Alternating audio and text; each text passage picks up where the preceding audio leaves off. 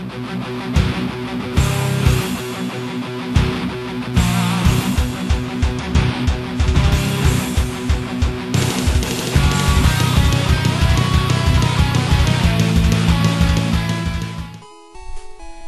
back to Let's Play Pokemon Red version.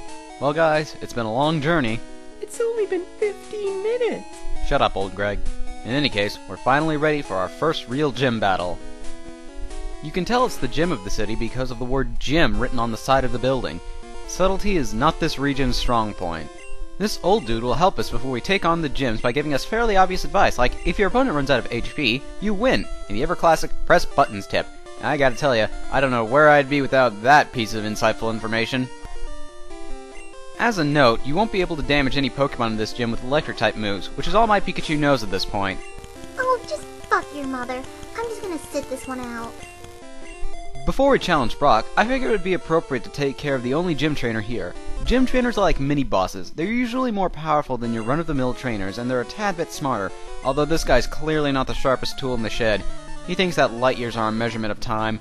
Please, we all know that it's the way to measure density. Idiot. He has two Pokemon we haven't seen before, Diglett and Sandshrew. I won't be covering these just yet, but I'll get to them eventually.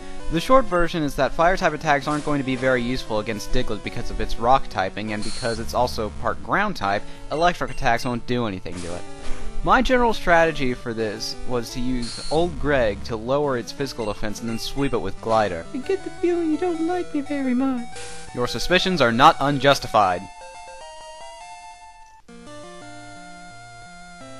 When Sandshrew comes out, you'll have a bit of an easier time with it. It's slower than Diglett and doesn't have that annoying part rock type.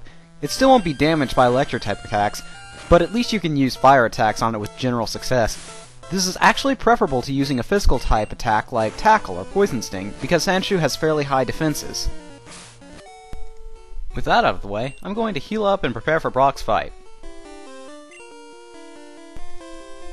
This is Brock. He is the leader of the Pewter City Gym, which specializes in rock-type Pokemon. Something that you may notice is that Brock is just rock with a B in front of it.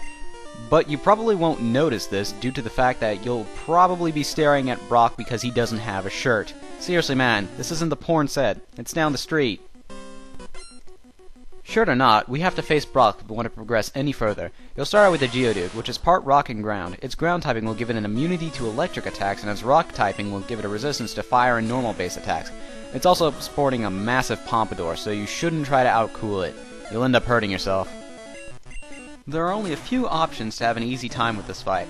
Option 1 and 2 are to choose Squirtle or Bulbasaur as your starters, as they know moves that are quite effective against Brock's Pokemon and will easily decimate his team. Your third option is getting a Mankey and spamming Low Kick, as the rock typing of Brock's Pokemon give them a weakness to fighting type attacks. Your third and probably last option is to get a Butterfree and have it learn Confusion at level 12 in Red and Blue and 10 in Yellow.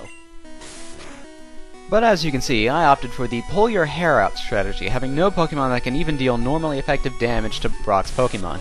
My general strategy involved weakening the Geodude with Glider and then finishing it off with Old Greg, healing Glider with a potion afterwards. For the Onix, I tried to lower its stats as best I could with my two Pokemon in reserve, and then tried my best to finish it off with Glider. This strategy went well until Brock's Onix started using Bide, which soaks up damage and then deals the exact number of damage it had been inflicted multiplied by 2. So if you deal it for 10 points of damage, it will hit you for 20. The best counter to this move is to use moves that don't deal any damage, such as Growl, Tail Whip, and Thunder Wave. It's unfortunate, and very odd, that his Onix is faster than Glider, because Brock will be able to use Bide before me when I use Ember after I've waited out his first Bide. This means that I'll be dealt at least a little damage every few turns, which adds up in the long run. Eventually, he starts using Tackle, which is a bad idea considering how many times he used Growl waiting out his Bide. I managed to burn Onix twice in this battle through Ember, which I used because Onix's special stat is very low, but Brock used a full heal every time. I'm not sure if he does this every single time you burn his Pokemon, but I wouldn't count on a burn strategy anytime soon. And there you have it, Brock's gym beaten with the worst possible combination of respectable Pokemon for this fight. For winning, he agrees to wear a shirt more often, thanks sweet Jesus, and gives us the Boulder Badge. He also mentioned some BS about TMs and Flash, but I could care less right now. I gots to get me to the Indigo Plateau now that I can pass that douchebag at the front desk. Fucking finally. Well, it wasn't too hard, but it certainly did take a while. Now we can finally enter the Indigo Plateau, and Victory Road... Wait.